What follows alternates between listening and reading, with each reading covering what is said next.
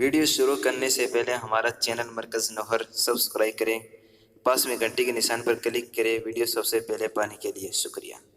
الحمد لله نحمده ونستعينه ونستغفره ونؤمن به ونتوكل عليه ونعوذ بالله من شرور أنفسنا ومن سيئات أعمالنا، من يهده الله فلا مضل له ومن يضلل فلا هادي له، أشهد أن لا إله إلا الله وحده لا شريك له، وأشهد أن سيدنا ومولانا محمدًا عبده ورسوله، أما بعد، قال الله تعالى في القرآن المجيد: أعوذ بالله من الشيطان الرجيم، بسم الله الرحمن الرحيم،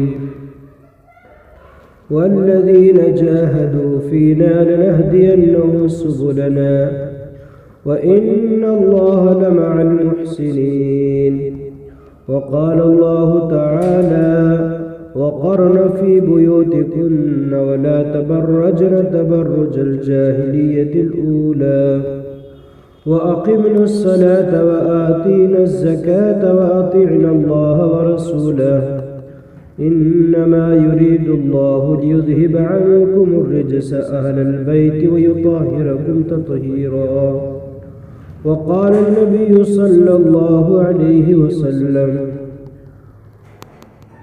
خير متاع الدنيا المرأة الصالحة، وقال عليه الصلاة والسلام: أول صلاح هذه الأمة باليقين والزهد، وأول فسادها بالبخل والأمل، أو كما قال. صدق اللہ العظیم وصدق رسول. محترم پردہ نشین خواتین، دینی ماں اور بہنوں، اللہ جل جلالہ و من والو کا بڑا کرم اور اس کا احسان ہے کہ اللہ رب العزت نے ہم سب کو دین کی نسبت پر جمع فرمایا، دین کی بات سننے اور سنانے کے لیے قبول فرمایا ہے۔ اللہ کو اپنا دین سب سے زیادہ پیارا ہے، اور اللہ جسے دین کی سمجھ دے دے، یوں سمجھو اللہ کی طرف سے اسے بہت بڑی خیر مل گئی، کیونکہ انسان چاہے مرد ہو یا عورت اپنی زندگی کا رخ دین کی سمجھ پر ہی صحیح کرتا ہے۔ دین کی سمجھ نہیں ہوتی ہے تو پھر چاہے وہ مرد ہو یا عورت اپنی زندگی کا رخ بدل لیتے ہیں اور رخ کو غلط کر لیتے ہیں، پھر ان کا رخ زندگی گزارنے کا خواہش کے تابع ہو جاتا ہے۔ جیسے ان کی طبیعت چاہتی ہے، جیسے ان کی طبیعت کا تقاضا ہوتا ہے، وہ اپنی زندگی کو اس رخ پر چلاتے ہیں۔ لیکن محترم دینی بہنوں، جب دین کی سمجھ انسان کے پاس ہوتی ہے تو پھر وہ اپنی زندگی کا رخ صحیح کرتے ہیں اور اللہ کے احکام اور جناب رسول اللہ صلی اللہ علیہ وسلم کے طریقے پر اپنی زندگی کے رخ کو کرتے ہیں، اور یہی مطلوب ہے۔ دین کا اور ایمان کا یہی تقاضا ہے کہ انسان اللہ کا بندہ بن کر زندگی گزارے، مرد اللہ کا بندہ بن کر چلے، عورتیں اللہ کی بندی بن کر چلے۔ تو اللہ نے جو زندگی دی ہے، یہ زندگی اللہ نے گزارنے کے لیے اور ضائع کرنے کے لیے نہیں دی، بلکہ زندگی کو اللہ نے بنانے کے لیے دیا ہے۔ یہ زندگی کیسے بنے گی؟ ایمان اور اعمال سے بنے گی۔ سب سے بنیادی چیز ایمان ہے۔ ایمان کے بغیر تو کوئی عمل قابل قبول نہیں۔ ایمان ہی اصل چیز ہے،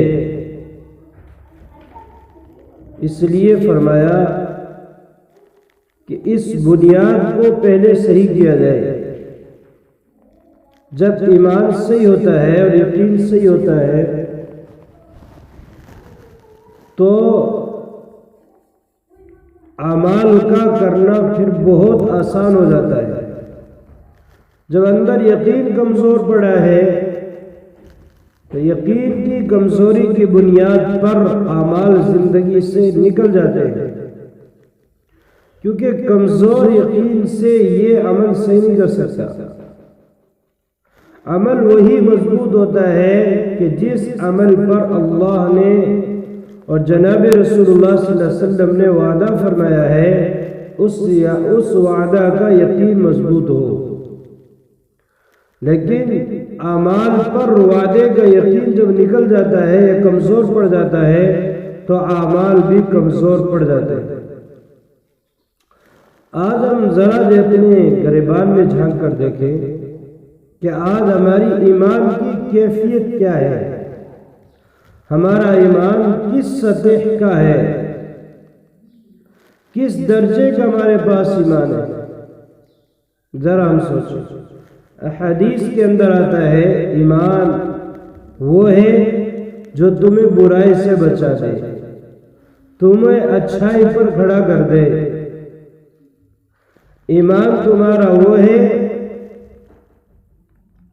کہ جس کی وجہ سے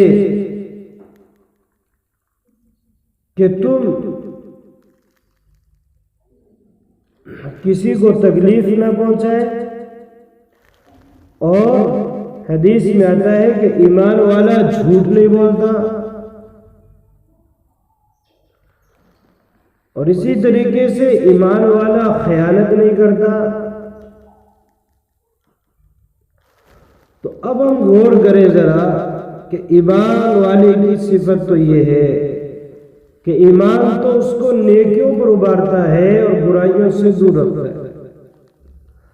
تو ہم دیکھیں کہ کس سطح کا ایمان ہے، ہمارے اندر کتنی بلائیاں، کتنے خیر کے کام ہم کرتے ہیں اور کتنی نافرمانیوں سے اور گناہ کے کاموں سے بچتے ہیں۔ اگر ہم نافرمانی سے بچ رہے ہیں اور نیک اعمال کر رہے ہیں تو یوں سمجھو ہمارا ایمان ہے، لیکن اعمال کے اندر ہمارے سستی ہے، نیکی کم کر رہے ہیں، گناہ زیادہ ہو رہا ہے، تو یوں سمجھو اپنے ایمان کے اندر کمزوری ہے۔ تو اس لیے محترم دینی بہنوں، سب سے پہلے ایمانی سطح کو صحیح کرنا ہے، عقیدے کو صحیح کرنا ہے۔ عقیدہ سب سے کمزور اور کچا ہے۔ کوئی بھی چیز پیش آئے، کوئی بھی حالات کسی طرح کے، ہر حال میں اللہ کی یاد ہونی چاہیے، ہر حال میں اللہ کا دھیان ہونا چاہیے کہ میں اس وقت کہاں ہوں، میں کیا کر رہا ہوں۔ تو جس حال میں بھی ہوں تو اس حال میں میرا اللہ مجھ سے کیا چاہ رہا ہے، کہ اس وقت اللہ کا دھیان ہونا، فرمایا یہ اصل ایمان کی بنیاد، یعنی ایمان کے مضبوط ہونے کی دلیل ہے۔ لیکن محترم دینی بہنوں، کوئی بھی عمل ہو رہا ہے، اللہ کا دھیان ہی نہیں، اللہ کا ڈر اور خوف نہیں، کہ انسان گناہ کر رہا کلم کلا اللہ کی نافرمانی، اور کوئی احساس نہیں کہ مجھے کوئی دیکھ رہا ہے یا نہیں، میرے اوپر کوئی نگراں ہے یا نہیں، کہ اس کا احساس تک نہیں ہوتا ہے، بے دھڑک جو ہے گناہ ہو جاتا ہے، کر لیتا ہے انسان، نافرمانی کھلم کھلا کرتا جا رہا ہے۔ تو یہ ساری ایمان کی کمزوری ہے، عقیدے کی کمزوری ہے۔ تھوڑے سے حالات آئے، ڈگمگا گئے، اللہ کو بلا دیا، ہائے ہائے ہائے ہائے کرنے لگے، کہ یہ کمزور یقین کی بنیاد پر ہوگا. جو مضبوط ایمان ہوگا اللہ ہی کے کرنے سے ہوتا ہے، اللہ ہی کے کرنے سے ہوگا. تو محترم دینی بہنوں، جو اللہ سے ہونے کا یقین صحیح طریقے سے آئے گا تو پھر کسی چیز کا ڈر نہیں ہوگا. ایک اللہ کا ڈر پیدا ہوگا تو پھر ساری مخلوق کا ڈر نکل جائے گا. کہ جب انسان اللہ سے نہیں ڈرتا ہے تو ساری مخلوق اسے ڈراتی. اس لیے سب سے پہلے اللہ کا ڈر ضروری ہے، تقوی ضروری ہے. دوسرے نمبر پر ہے اعمال، کہ جب اندر کا یقین صحیح ہو جائے گا تو اعمال کا کرنا آسان ہو جائے گا. آج اعمال مشکل کیوں ہو رہے؟ اس لیے کہ ایمان اور یقین کمزور ہے. اعمال میں سب سے اہم عمل نماز ہے. اعمال میں سب سے اہم عمل نماز ہے، نماز. اور یہ اتنا بڑا عمل اور اتنا بڑا رکن یہی ہماری زندگی میں نہیں ہے. اس کے ہم پابند نہیں ہیں، اس کا اہتمام نہیں ہے ہماری زندگی میں. تھوڑے تھوڑے بہانے پر اس حکم کو بہت آسانی سے چھوڑ دیا جاتا ہے اور احساس بھی نہیں ہوتا. آج دیکھ لو، بستی کے اندر ذرا نظر ڈالو، گھروں میں نظر ڈالو کہ ہمارے گھر کے اندر، ہماری بستی کے اندر، ہمارے محلے کے اندر کتنے لوگ اہتمام کے ساتھ نماز پڑھ رہے ہیں، کتنے مرد نماز پڑھ رہے ہیں، کتنی عورتیں نماز پڑھ رہی ہیں، کتنے نوجوان نماز پڑھ رہے ہیں، کتنے جو ہے بڑے بوڑھے نماز پڑھ رہے ہیں. کہ دیکھو ہزار جس بستی کے اندر بالغ مرد ہوں، ان کی مسجدوں میں 10 20 50 آدمی نماز پڑھنے آئے، اور ان کے گھروں کے اندر دیکھو کہ عورتیں نماز پڑھنے کے لیے تیار نہیں. گنتی کی چند کہ محلے میں 100 200 جہاں گھر ہے وہاں 10 20 50 گھروں کے اندر ہو سکتا ہے کہ عورتیں نماز پڑھتی ہو پابندی کے ساتھ. ورنہ تو عام طور پہ نماز سب سے زیادہ سستی ہے. نماز کے بارے میں غفلت، تھوڑے تھوڑے بہانے پر نماز کو چھوڑا جاتا ہے. اور اصل کیا احساس نہیں. اگر احساس ہو کہ میری نماز چھوٹ گئی، دکھ ہو، غم ہو، تو پھر تو یعنی اس احساس کے پیچھے آدمی کو توفیق ہو جاتی ہے. تو کسی چیز کا احساس ہی نہیں ہے تو پھر اس کے یہ ارادہ کرنا ہی مشکل ہو جاتا ہے. نماز تو اللہ کا سب سے بڑا حکم ہے اور یہ مسلمان کی پہچان ہے، دین کا بنیادی رکن ہے. اور اسلام کی پہچان، مسلمان کی پہچان، مسلمان نماز کے ذریعے سے پہچانا جائے گا اور اللہ سے ملاقات کا ذریعہ ہے. جب بندہ یا بندی اللہ سے نماز پڑھتی ہیں، فرمایا اللہ سے باتیں کرتی ہیں، اللہ سے ملنے اور ملاقات کا ذریعہ ہے، اللہ سے ڈائریکٹ لینے کا ذریعہ ہے. کہ جب بندہ یا بندی نماز پڑھتے ہیں اور اللہ سے مانگتے ہیں، اللہ ان کی دعاؤں کو قبول کرتے ہیں.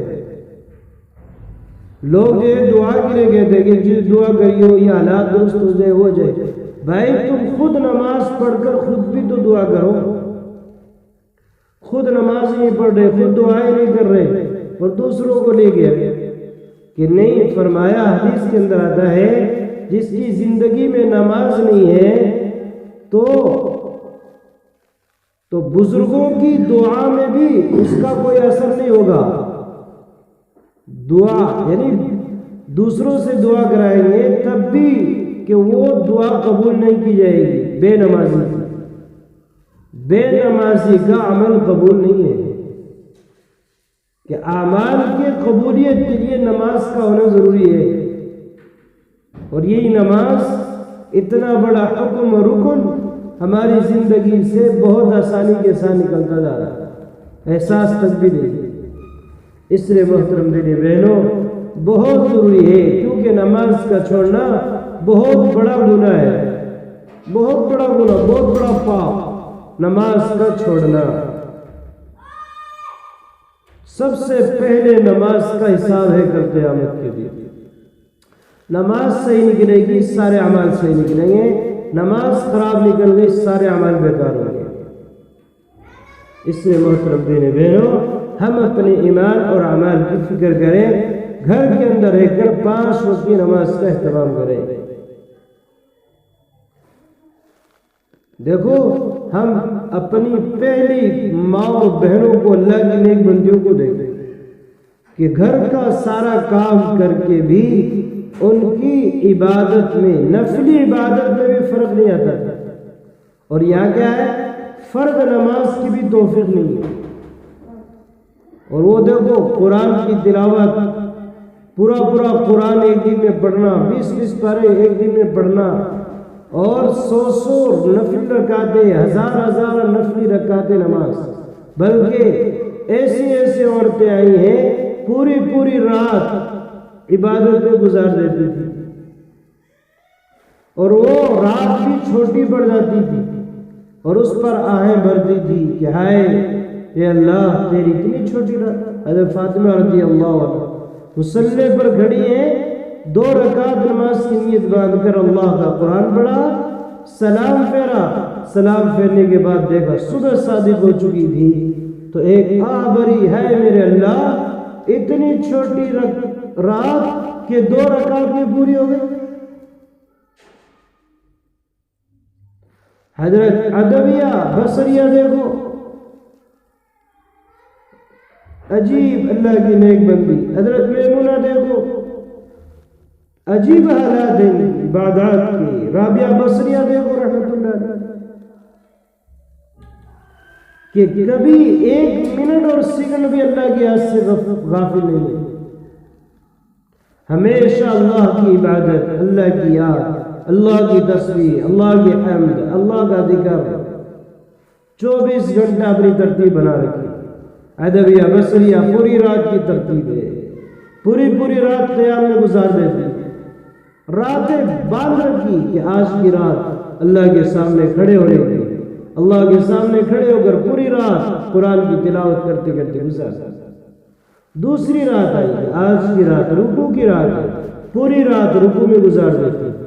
تیسری رات آئی کہ آج کی رات سجدے کی رات ہے، پوری رات سجدے میں گزار دیتی، اور بہت آسان تھا ان کے لیے، اور ہمارے لیے تو اللہ معاف کرے فرض نماز کا پڑھنا بھی مشکل ہو گیا ہے۔ اور پھر ہم کہیں جی حالات درست نہیں، برکتیں نہیں، گھروں میں جھگڑے ہیں، گھروں میں لڑائیاں ہیں، بچے نافرمان ہیں، بچے ماں باپ کی بات نہیں مانتے ہیں، اور یہ تنگیاں، یہ بیماریاں، یہ پریشانیاں، اپنی پریشانیوں کو گا رہے ہیں۔ ارے کبھی اپنے اعمال کی طرف تو دھیان کرو کہ یہ سارا جو کچھ ہو رہا ہے یہ بے عملی کی بنیاد پر ہو رہا ہے، جتنے حالات ہیں یہ تیری بد عملی کی بنیاد پر ہے، کہ اپنے اعمال کو صحیح کرو، حالات صحیح ہو جائیں گے۔ حالات کا صحیح ہونا اعمال کے صحیح ہونے پر موقوف ہے۔ جب اعمال بگڑتے ہیں حالات بگڑتے ہیں، جب اعمال صحیح ہوتے ہیں تو حالات بھی صحیح ہوتے ہیں۔ اس لیے محترم دین بہنوں، اپنے حالات کو نہ گاؤ بلکہ اپنے اعمال کو دیکھو کہ میرے عمل میں کہاں کمزوری ہے۔ صحابہ کے ہاں یہ چیز تھی کہ وہ اپنے عمل کو دیکھتے تھے، کوئی بھی تقاضا ایسا ہوتا تھا، کوئی بھی پریشانی آتی تھی تو اعمال کی طرف نگاہ جاتی تھی صحابہ اور صحابیات۔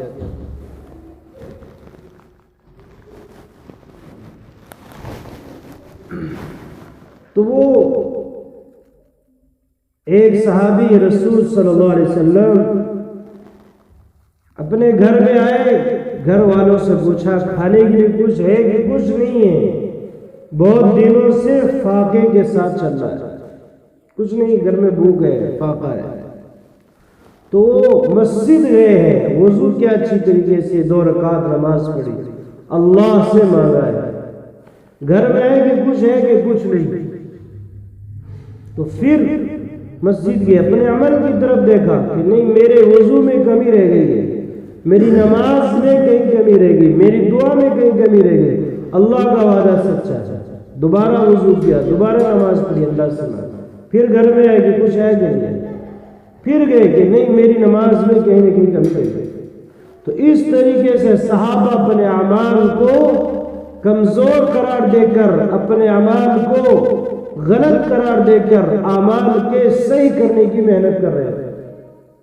پھر اپنے اعمال کو ایک کمال درجے تک پہنچایا, پھر اچھی طریقے سے وضو کیا, نماز پڑھی, اللہ سے مانگا. گھر میں آئے کہ کچھ آیا کہ یہ چکی تھی, چل پڑی اور گھر کے سارے برتن کر لیے. تو اس طریقے سے اللہ کی مدد آتی ہے کہ جب اعمال صحیح ہوتے ہیں. ہمارے اعمال صحیح نہیں ہیں.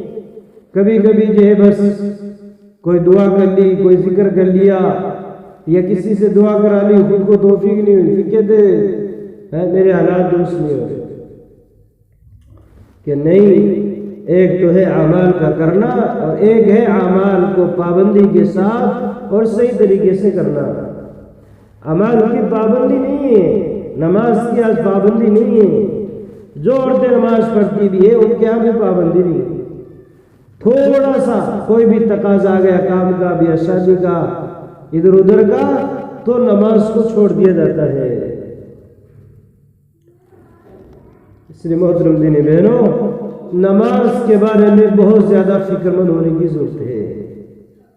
اسی طریقے سے اپنے پردے کا بھی اہتمام کریں کہ پردہ عورت پر فرض ہے. پردے کے بغیر زندگی بیکار ہے.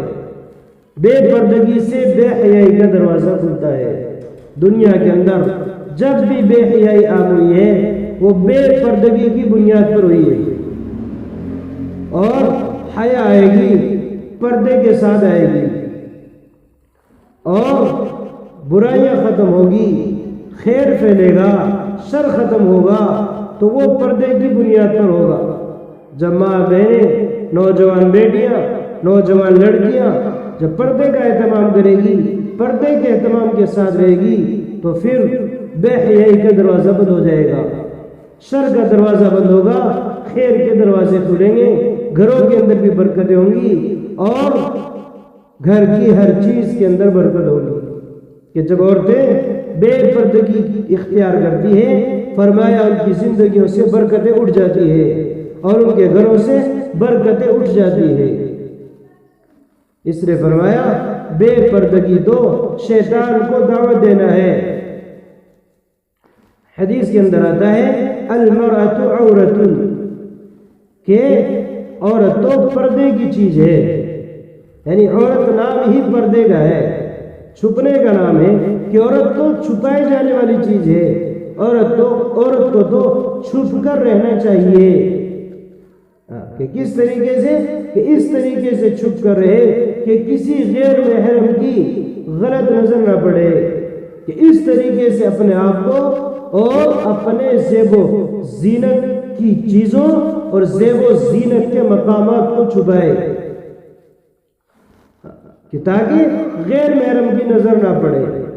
تو فرمایا یہی عورت جب اپنے بے پردگی کے ساتھ نکلتی ہے, بے پردگی کے ساتھ نکلتی ہے, فَإِذَا خَرَجَتْ, تو بے پردگی شیطان کو دعوت, بے پردگی گویا کہ شیطان کو دعوت دینا ہے. فَإِذَا خَرَجَتْ اسْتَشْرَفَهَا الشَّيْطَانُ, کہ جب یہ عورت نکلتی ہے گھر سے بغیر پردہ کے, تو شیاطین ان کی طرف ہو جاتے ہیں. شیطان ان کے بارے میں غور و خوض کرتے ہیں, شیطان ان کو بہکانے کی کوشش کرتے ہیں, شیطان ان کی عزت پر ڈاکہ ڈالتے ہیں. تو اس لیے فرمایا جو عورت باپردہ ہوگی اس کی زندگی صاف ستھری ہوگی, اس کی زندگی پاکیزہ ہوگی, اس کی زندگی طہارت والی ہوگی. اور جو عورت بے پردہ ہوگی اس کی زندگی میں صفائی ستھرائی کے بارے میں کچھ نہیں کہا جا سکتا, اور اس کی زندگی کے پاکی کے بارے میں کچھ نہیں کہا جا سکتا. کہ پاکیزہ زندگی تو اس عورت کی ہے جس عورت کی زندگی میں پردہ ہے. تو اس لیے محترم دینی بہنوں ہم پردے کا بھی اہتمام کریں. پردہ صرف برقعے کا نام نہیں ہے، پردہ برقعے کا نام نہیں ہے، پردہ نام ہے، میں نے ابھی پیچھے بتایا تھا، زیب و زینت کی چیزوں اور زیب و زینت کے مقامات کو ڈھانپنے کا نام پردہ ہے. بہت ساری عورتیں برقعے والی بھی ایسی ہیں کہ یا تو اتنے وہ ٹائٹ برقع پہن لیتی ہے کہ جس سے ان کا بدن برقعے کے اندر سے بھی ابھرتا ہوا نظر آتا ہے، یا اتنا جو ہے وہ خوبصورت پہنتی ہے اور اس کے اوپر جو ہے زیب و زینت کی چیز لگی ہوتی وہ پہنتی ہے. تو پھر یہ کہاں پردہ رہا کہ ایسے شاندار برقعے کے اوپر اگر غیر محرم کی نظر پڑے گی تو وہ بھی فتنے کا سبب بنے گی. تو اس لیے فرمایا کہ پردہ برقعے کا نام نہیں ہے، پردہ زیب و زینت کی چیزوں اور زیب و زینت کی جگہوں کو، یعنی جس جگہ پر یہ چیزیں زیب و زینت کی یعنی زیورات پہنے جاتے ہیں ان چیزوں کو ڈھانپنا ہے اور ان جگہوں کو بھی ڈھانپنا ہے. اور جو عورت برقع نہیں پہنتی ہے اور ان کا مسئلہ عجیب سا ہے، وہ کہتی ہے جی میرے برقع نہیں ہے، تو اس لیے وہ ننگے سر بھی پھرتی ہے اور کھلے چہرے بھی پھرتی ہے. اللہ کی بندیوں کو اتنی بھی توفیق نہیں ہوتی کہ کم سے کم سر ڈھانپ لے اور اپنے چہروں کو ڈھانپ لے.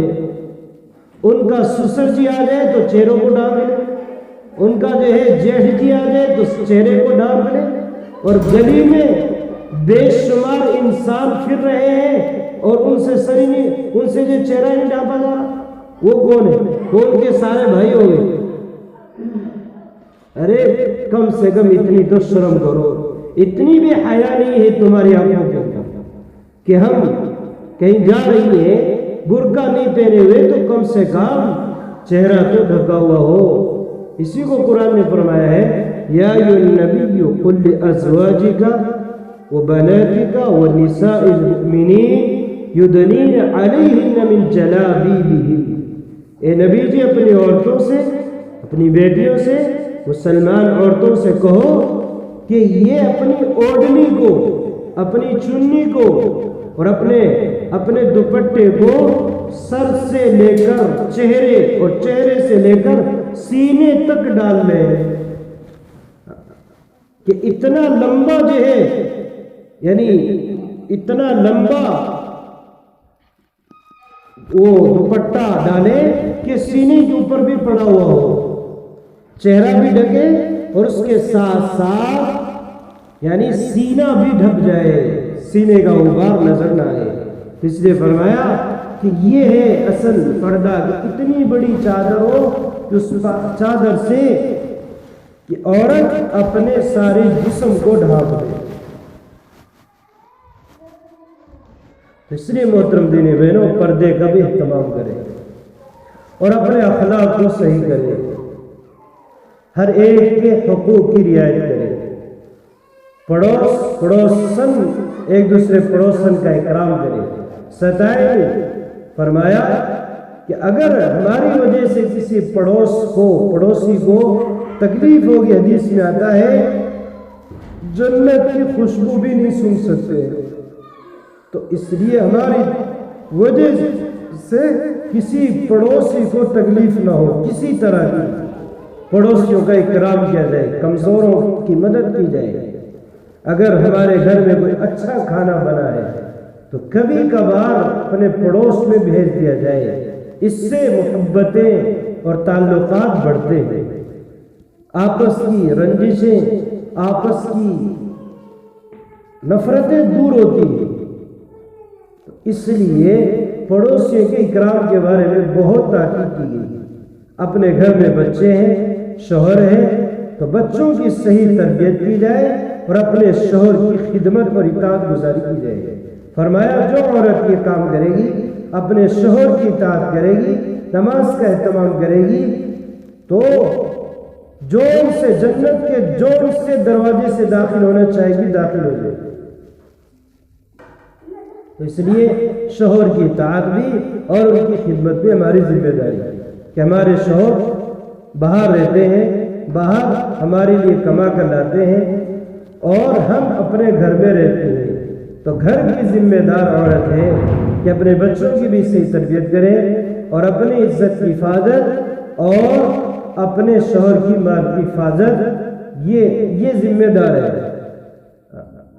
اور جب وہ آئے تو ان کی خدمت اور ان کی اطاعت گزاری کرے،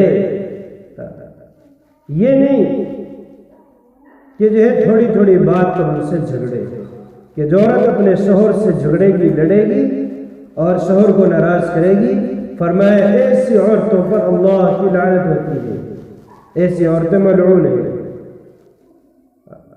اس لیے بہت سنبھل کر چلنا ہے کہ جس طریقے سے شوہر کی ذمہ داری ہے اور شوہر کے اوپر بیوی کے حقوق ہے، اسی طریقے سے بیوی پر بھی شوہر کے حقوق ہے۔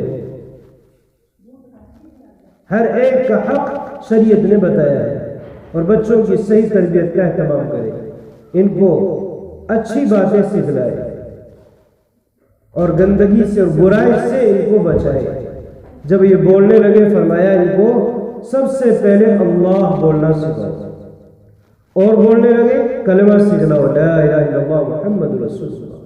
جب یہ 7 سال کے ہو جائیں تو ان کی تعلیم کی فکر کرو، ان کو نماز پڑھاؤ بلا چپ رہتا، اور انہیں قرآن پڑھاؤ، انہیں دین سکھلاؤ، انہیں دین کی تعلیم دلاؤ۔ اور جب 10 سال کے ہو جائیں تو فرمایا ڈرا دھمکا کر ان کو نماز پڑھاؤ اور ان کے بستر الگ کر دو۔ کیا کر دو؟ ان کے بستر الگ کر دو۔ بستر الگ کرنے کا مطلب یہ ہے کہ اب جو لڑکا ہے اس لڑکے کو کسی عورت کے ساتھ، چاہے وہ ماں ہو، چاہے وہ بہن ہو، چاہے وہ دادی ہو، کہ اس کے ساتھ سلانا اب جائز نہیں رہا 10 سال کے بعد، کہ اس کو الگ سے رہ جائے گا۔ اسی طرح لڑکی ہے 10 سال کی تو اس کو مرد کے ساتھ، چاہے وہ باپ ہو، چاہے وہ بھائی ہو، دادا ہو، کوئی بھی ہو، کہ اس کے ساتھ سلانا جائز نہ ہوگا، کہ 10 سال کے بعد کیا ہے بستر الگ کر دو۔ یہ سب تربیت کی باتیں ہیں، ان سے برائیاں ختم ہوگی، اچھائیاں زندہ ہوگی، اور بے ڈھنگ سے کام کیا جاتا ہے بے تربیت کے، تو پھر یہ سارا بگاڑ معاشرے کے اندر پیدا ہوتا ہے۔ آج ہماری زندگی میں اور ہمارے معاشرے میں جناب رسول اللہ صلی اللہ علیہ وسلم کی تعلیم اور آپ کا مبارک طریقہ نہیں رہا، اس لیے آج معاشرے میں بگاڑ ہے۔ میاں بیوی کے کیوں جھگڑے ہیں آج؟ کیوں شوہر ابھی بیوی سے لڑ رہا؟ کیوں بیوی اپنے شوہر سے لڑ رہی ہے؟ اس لیے کہ دونوں کے اندر دین نہیں ہے، یہ ان کو پتہ ہی نہیں ہے۔ بیوی کو پتہ نہیں میرے شوہر کے کیا حقوق ہیں، ادھر شوہر جی کو پتہ ہی نہیں میری بیوی کے کیا حقوق ہیں، سارے ان پڑھ اور جاہل ہیں، اس لیے یہ لڑائیاں اور جھگڑے ہیں۔ اس نے فرمایا دینداری بہت ضروری ہے، تو دین خود بھی سیکھے، بچوں کو بھی سکھائے، اپنے بڑوں کو بھی سکھائے، تاکہ جب دین زندگی کے اندر ہوگا تو زندگی برکت والی ہوگی، سکون والی ہوگی۔ تو اس کے لیے میرے محترم دینی بہنوں، ہمارے سامنے اجتماع آ رہا ہے 7 تاریخ، اپنے نوہر کا اجتماع مرکز کے اندر ہو رہا ہے، 7 تاریخ کو ہے، 7 مارچ، اگلے جو تیسرا مہینہ آ رہا ہے اس کو۔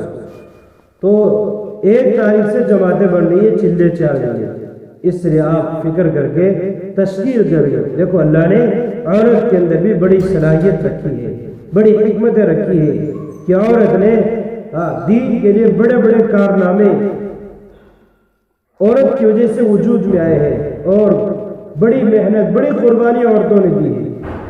جب ان کی سوچ اور سمجھ دینداری کی تھی تو بڑی قربانیاں دے رہی تھی، اپنے شوہروں کو اللہ کے راستے میں بھیج رہی تھی، اپنے لڑکوں کو پوری زندگی اللہ کی اوپر۔ حضرت ابو سفیان ثوری رحمۃ اللہ علیہ اپنی ماں سے اجازت مانگ رہے، ماں مجھے اللہ کے لیے چھوڑ دے، میں اللہ کے دین کی محنت کروں۔ تو ابو سفیان ثوری رحمۃ اللہ علیہ کی ماں نے ان کو موقوف کر دی، اجازت دی، جاؤ بیٹے اللہ کا دین سیکھو۔ تو وہ نکل گئے۔ 19 سال کے بعد آئے، رات کے وقت، کتنے سال کے بعد؟ 19 साल। اور یہاں تو محترم دینی بہنوں 3 دن کے لیے اور چلے 4 مہینے کے لیے بھیجنا مشکل ہو رہا ہے۔ عورتیں ماں بہنیں رکاوٹیں بن جاتی ہیں کہ نہیں ہم نہیں بھیجتے، کبھی جو ہے باپ روڑا رکاوٹ بن جاتا ہے ہم نہیں بھیجتے، کبھی ماں بن جاتی ہے۔ ہائے توبہ، اللہ سے توبہ کرو۔ اللہ کے دین کے لیے اس طریقے سے آڑ بن جانا، یوں سمجھو اللہ کے عذاب کو دعوت دینا ہے۔ تو ابو سفیان ثوری رحمۃ اللہ علیہ کی ماں نے پوچھا کون؟ تو کہا کہ وہی تیرا بیٹا سفیان۔ تو ماں نے کیا کہا؟ سنو، ماں نے کہا کہ بیٹے میں نے تو تجھے اللہ کے لیے وقف کر دیا تھا، تم کیوں آ گئے ہو؟ دیکھو میں نے اللہ کو تجھے دے دیا ہے، دے ہوئی چیز کو لینا یہ بڑی بے شرمی کی بات ہے، جاؤ یہیں سے واپس ہو جاؤ، دروازہ نہیں کھلے گا، اللقاء یوم اللقاء، قیامت کے دن ملاقات ہوگی۔ ماں نے دروازہ نہیں کھولا، 19 سال کے بعد بھی آئے، ماں نے دیکھا بھی نہیں ہے، وہیں سے واپس کر دیا۔ پوری زندگی اللہ کے دین کے لیے، اللہ کے دین پر محنت کرتے رہے۔ سوچو تو صحیح، ایسی مائیں تھی جب یہ اللہ کا دین پوری دنیا میں چمک رہا تھا، پوری دنیا میں بلند ہو رہا تھا، ماؤں نے بڑی قربانیاں دی۔ جب سے میری محترم دینی بہنوں ماؤں نے قربانیاں دینی بند کر دی، اللہ کے دین کے لیے جب سے روڑا رکاوٹ بننے لگی ہے، اس وقت سے دین کا جنازہ نکلتا جا رہا ہے۔ معاشرے کے اندر بے حیائیاں، معاشرے کے اندر برائیاں عام ہوتی جا رہی ہے۔ دیکھو آج ہمارے معاشرے کو بے دینی کی آگ لگ رہی، ہمارا معاشرہ، ہماری بستی بے دینی کی آگ میں سلگ رہا، بے دینی کی آگ میں جل رہا ہے۔ دیکھ لو بیاہ شادیوں کے اوپر ساری رسمیں، ساری خرافات جو ہوتی ہے ان میں سب سے زیادہ حق ماں بہنوں کا ہوتا ہے۔ عورتیں کہتی ہیں کہ نہیں میں اپنی بیٹی کی شادی اس طرح کروں گی، عورتیں کہتی ہیں کہ نہیں میں اپنے لڑکی کی شادی اس طرح کروں گی، یہ لین دین، یہ وہ فلاں دھکڑ، کہ نکاح کو اتنا مہنگا کر دیا، اتنا دشوار بنا دیا۔ حالانکہ نکاح تو بہت آسان تھا، لیکن رسم و رواج اور خرافات کو داخل کر گئے۔ اللہ ہم سب کی حفاظت فرمائے۔ یہ سب جہالت کی بنیاد پر ہے، دین سے دوری کی بنیاد پر ہے۔ اس لیے محترم دینی بہنوں اللہ کے دین کو سیکھنا ہے، اللہ کے دین کو خود بھی سیکھیں، خود بھی 3 دن کی جماعت میں جائیں اپنے محرم کے ساتھ، اور اپنے گھر والوں کو بھی نکالیں چلے 4 مہینے کے لیے، اور گھر کے اندر دیکھو تعلیم کا اہتمام کریں۔ ہمارے ہر گھر کے اندر تعلیم ہونی چاہیے، 5 وقت کی نماز کا اہتمام، قرآن کی روزانہ تلاوت، اور اسی طرح روزانہ فضائل اعمال، اور ایک دن منتخب احادیث کی تعلیم ہونی ضروری ہے، تاکہ ہمارے بچے، ہمارے بڑے، ہمارے بوڑھے، ان کی سب کا ذہن دینی بنے۔ جب فضائل آئیں گی، دین کی باتیں آئیں گی، ہمارے گھر میں جب تعلیم ہوگی، اللہ ہمارے گھر فرمایا کہ جس گھر کے اندر اللہ کا ذکر ہوتا ہے وہ گھر اس طریقے سے آسمان والوں کے یہاں چمکتے ہیں جس طرح دنیا والوں کے لیے آسمان پر ستارے چمک رہے ہیں۔ ستارے رات کو چمکتے کیسے دیکھ رہے ہیں ہم؟ فرمایا ایسے وہ گھر چمکیں گے اللہ کے ہاں، آسمان والوں کے ہاں، کہ جن گھروں کے اندر اللہ کا ذکر ہوگا۔ اس لیے میرے محترم دینی بہنوں ہم اپنے گھروں کو اللہ کے ذکر سے، اللہ کے قرآن کی تلاوت سے، عبادات سے، تعلیم سے مزین کریں۔ تو اس کا اعتبار ہے، تو اس کے لیے ہم فکر کریں، اس کے